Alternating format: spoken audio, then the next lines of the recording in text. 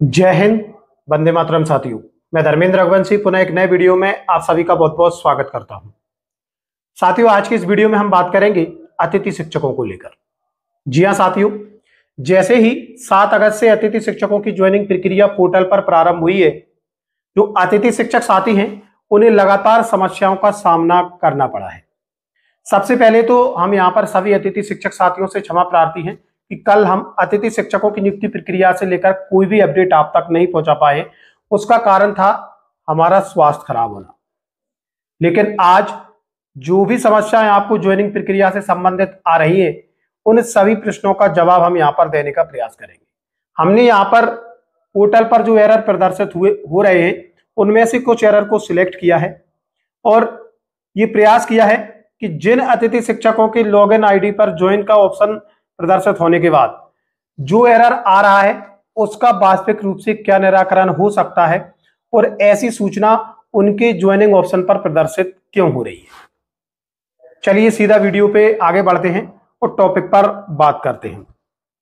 सबसे पहला, जैसे ही संबंधित अतिथि शिक्षक साथी ज्वाइनिंग का प्रयास कर रहे हैं तो एक एरर ये देखने को मिल रहा है, विगत सत्र 24-25 में तैयार पैनल में स्कोर कार्ड मेरिट के आधार पर वर्तमान सत्र 24-25 हेतु ज्वाइनिंग हेतु आपको अनुमति नहीं है।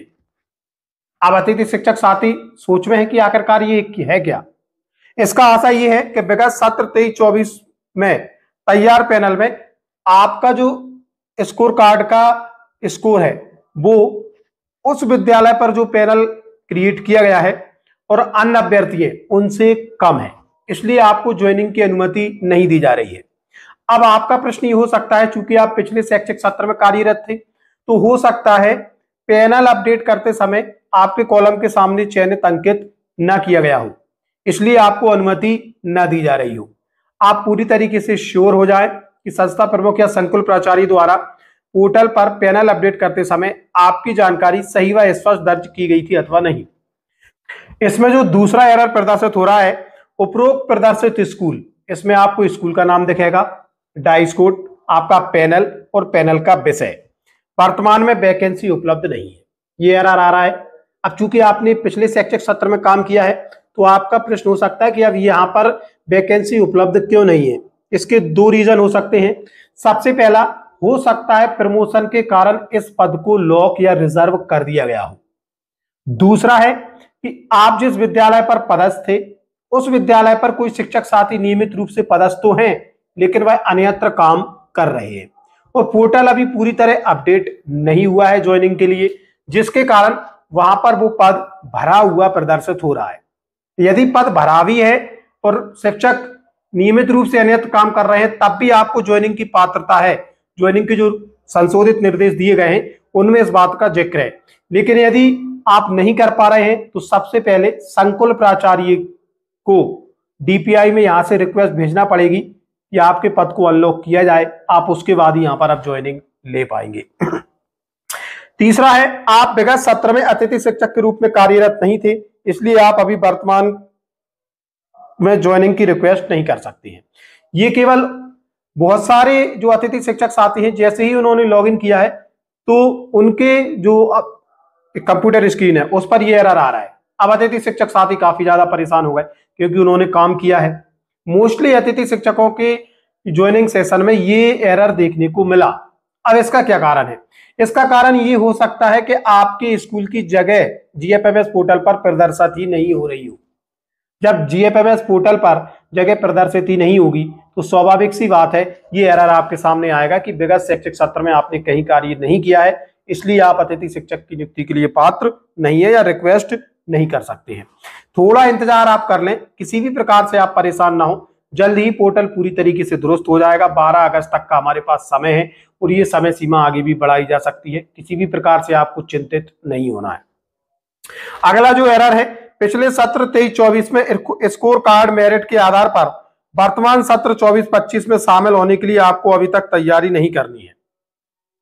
यानी कि पिछले सत्र 23-24 में स्कोर कार्ड मेरिट के आधार पर, यानी कि आप मेरिट में काफी नीचे हैं, आपसे पहले किसी अन्य अभ्यर्थी का भी नाम है, इसलिए आपको अभी तैयारी नहीं करनी है। इसका आशय ये है। शाला प्रभारी संकुल प्राचार्य द्वारा, ये काफी महत्वपूर्ण है, इसको लेकर जो अतिथि शिक्षक साथी है काफी ज्यादा भ्रमित भी हैं। जो ऊपर बताए गए अन्य एरर प्रदर्शित हो रहे हैं वो ये मान के चल रहे हैं कि हो सकता है संस्था प्रमुख या संकुल प्राचार्य के द्वारा पैनल की जानकारी अपडेट ही न की गई हो। जबकि यदि संस्था प्रमुख और संकुल प्राचार्य के द्वारा पैनल की जानकारी अपडेट नहीं की गई है, उसके लिए बिंदु क्रमांक 5 लागू होता है।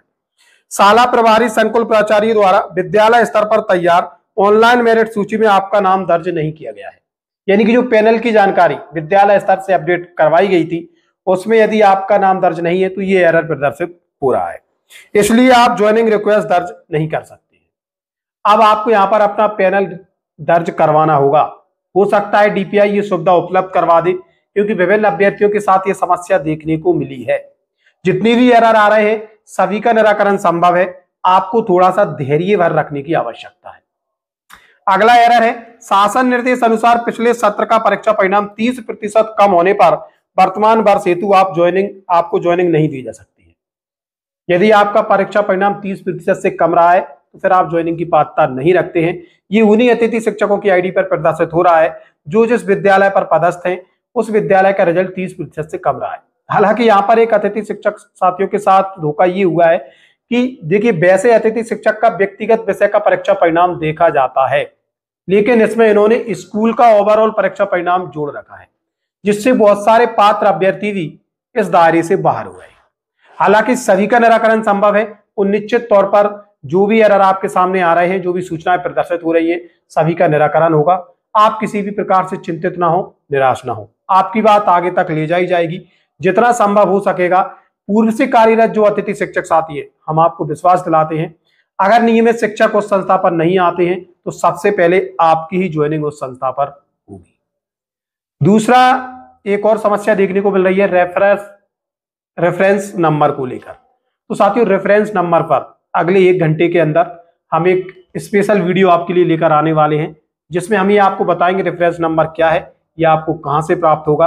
बहुत सारे अतिथि शिक्षक साथी इसको लेकर चिंतित हैं, तो जल्द ही हम आपके पास वो वीडियो लेकर आ रहे हैं। यदि आप हमारे चैनल पर नए हैं जरूर जुड़ जाएं और इसे सब्सक्राइब जरूर कर लें, क्योंकि अतिथि शिक्षक नियुक्ति प्रक्रिया से जुड़ी हुई महत्वपूर्ण जानकारी हम आपके अपने चैनल पर साझा करते हैं। ये था आज का महत्वपूर्ण अपडेट जो कि अतिथि शिक्षकों को लेकर था। मिलेंगे जल्दी नए अपडेट एवं नए टॉपिक के साथ, तब तक के लिए जय हिंद जय भारत मित्रों।